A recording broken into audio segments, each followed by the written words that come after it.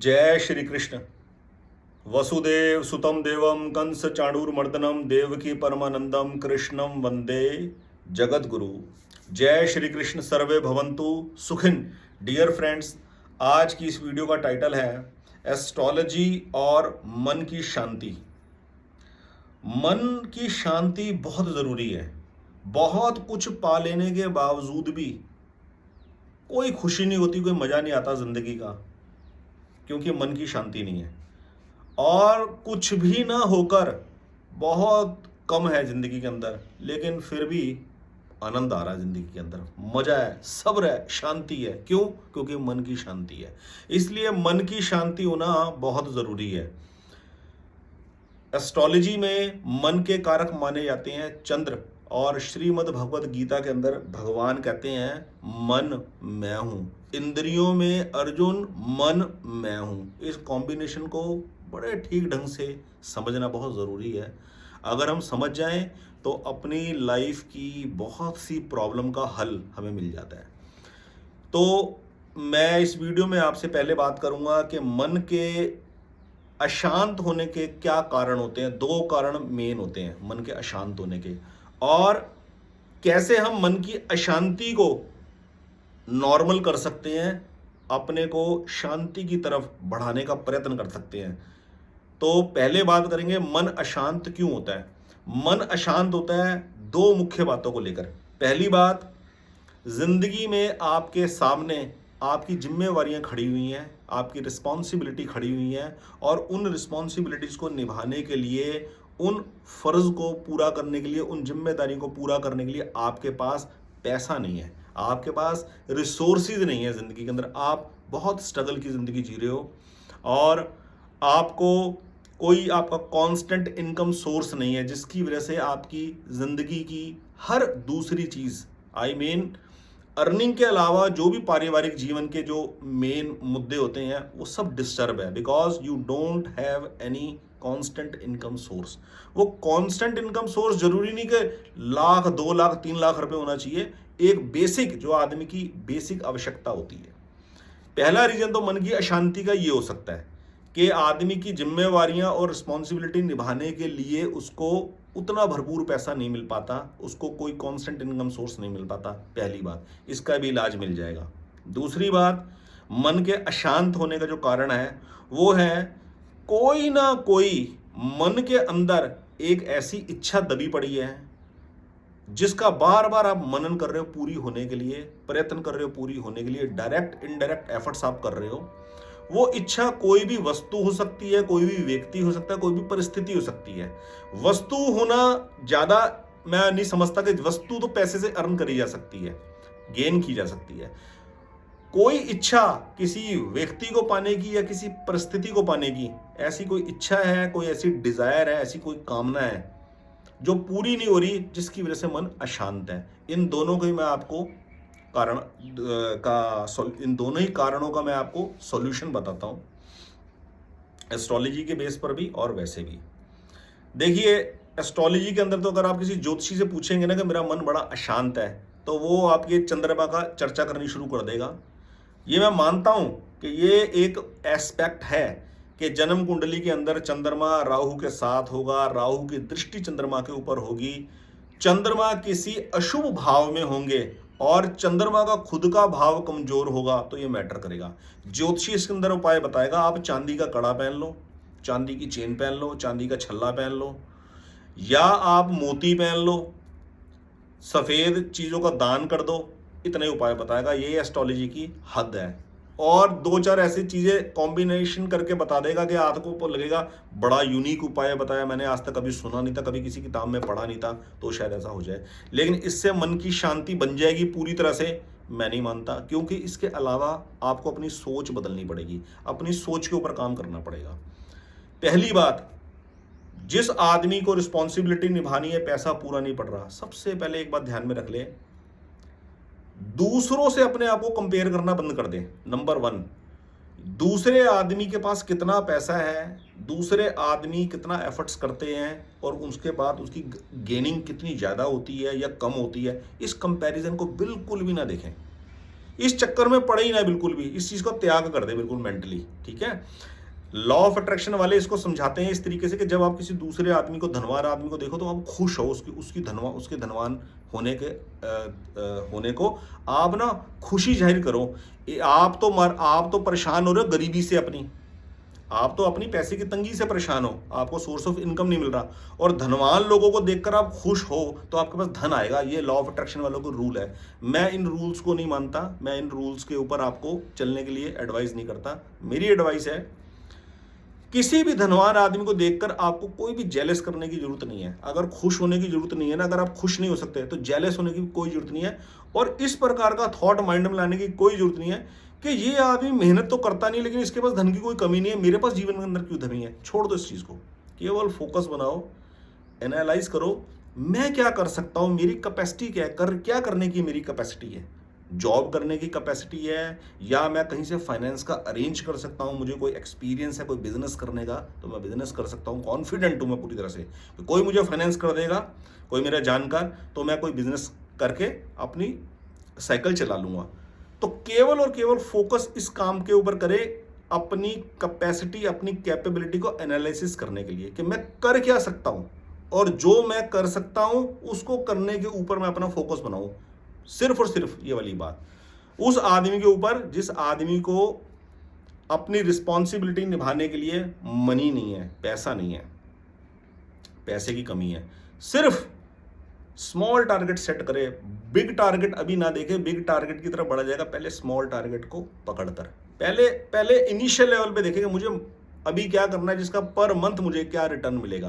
क्या मुझे कोई जॉब करनी है, या वो जॉब करने के लिए अपने शहर में रुकना है या कहीं दूसरे शहर में जाना है, इस चीज पे फोकस बनाए मेन, ठीक है।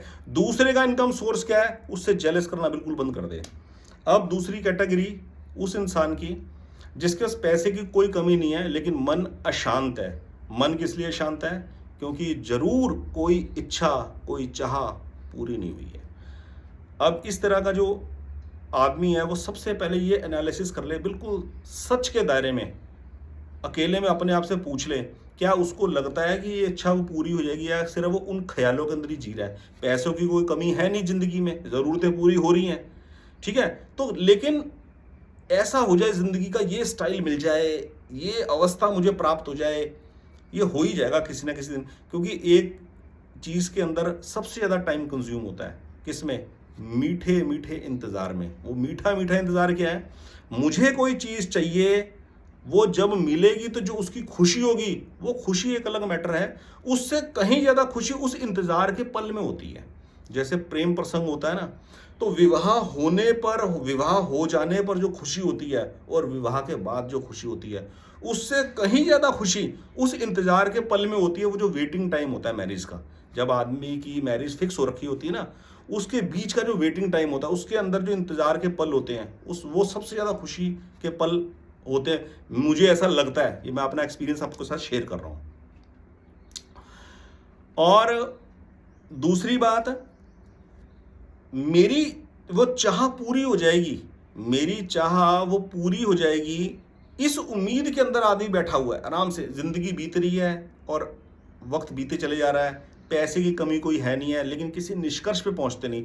लेकिन झटका कब लगता है, तब लगता है जब बहुत लंबे समय इंतजार करने के बाद जब पता लगता है ये इच्छा मेरे से और आगे को सरक रही है, पकड़ में नहीं आ रही, मेरी आएगी नहीं, और तब आदमी को समझ में नहीं आता कि अब मुझे क्या करना है।